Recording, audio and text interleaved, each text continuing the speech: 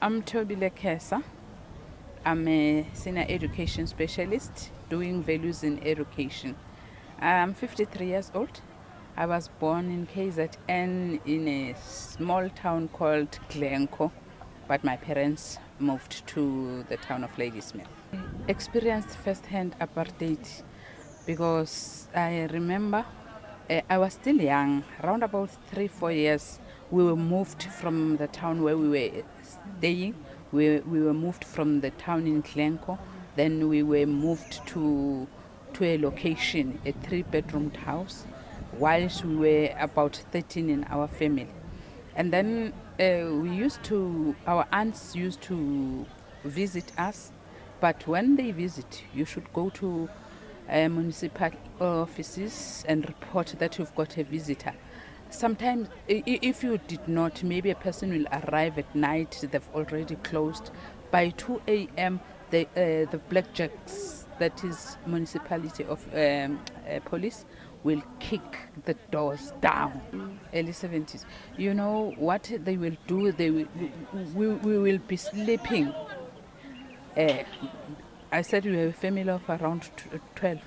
Then they will count who is this, and they'll be having a permit in their hand, so that they count who is this, who is this, who is this. When they found somebody who is not on the permit, then that person will be arrested, because, or even the owner of the house will be arrested because he didn't go and report that he's having a visitor. My first year in there are so many things that I can relate on, but my experience, it was in 1979 when I was doing my first year teaching college in Soshanguve. It was a new college. It was called Transvaal Teachers Training College. And in Pretoria, I remember I was fresh from KZN. I was clapped by a white man on the stoop, because by then the Pretoria station wouldn't just sit at the platform. The black people, it was for white people. It was just written. I experienced that knee blanke, blankel, and neck blanke. So that's how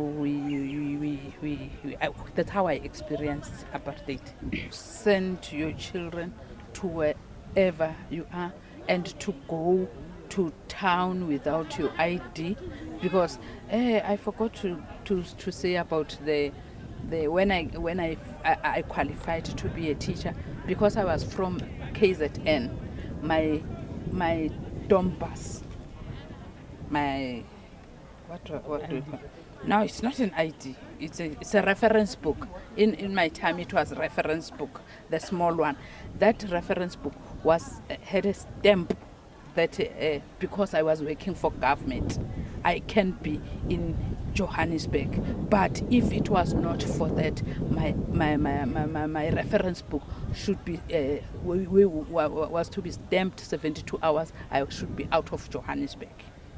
So fortunate enough, I'm here in Johannesburg, and I was working for government. So you get a B. So if you are a government servant by then, you can go to any province.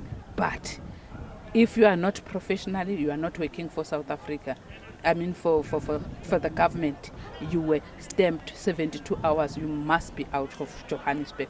You should go back where you are from. You remember, I'm also the part of the people that were carrying the reference book. In our time, it was reference book. My mother's time, it was Dompas.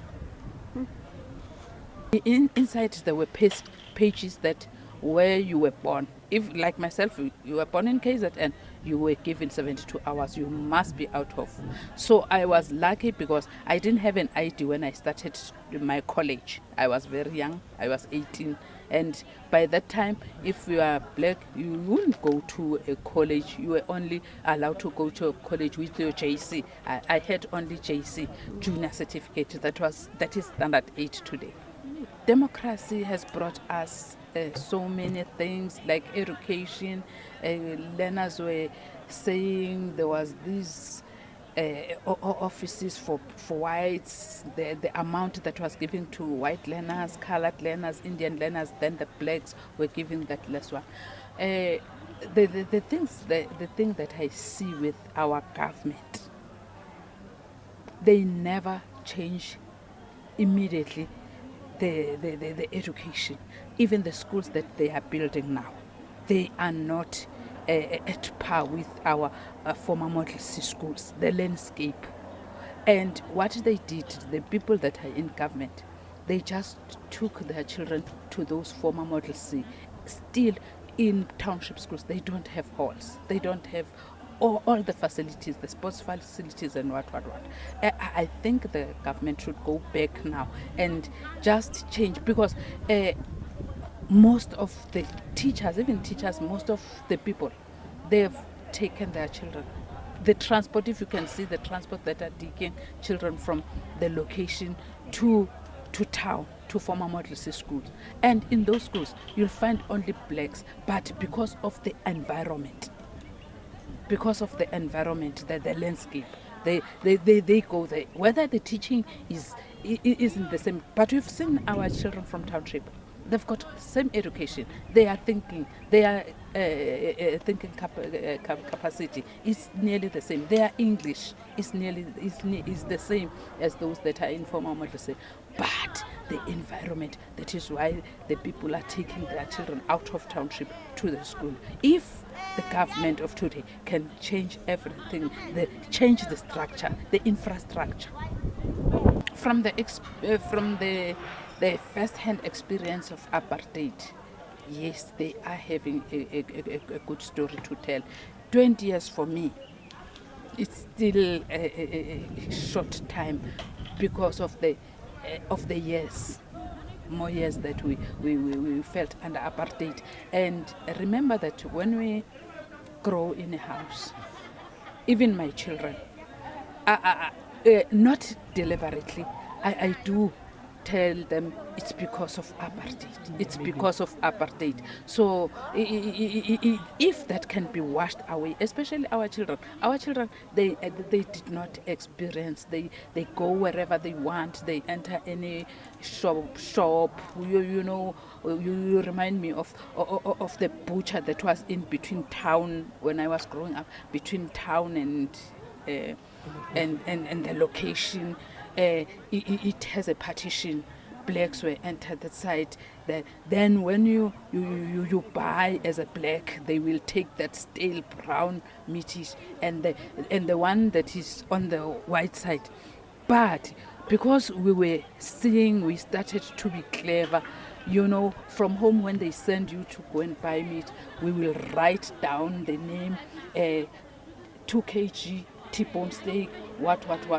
But because you are black, you will enter the side of black. But you won't speak, you just give them a piece of paper with that written, and you've signed van der Merwe. They will go to the other end to take to the white part and take that fresh meat and give it to you. And people will be surprised because they will even roll with a brown paper with a rope. But they will never do that for blacks. Then people will be surprised when you are out of the butcher, you go the side instead of the side, because they were thinking that I was a maid and sent by my boss. To answer your question of saying, is it a good story to tell? It is, because our democracy is still young. For me, it's still young for all the things that happened. It's just that people that got to power, they just wanted a faster change, but for themselves, not for everybody equally.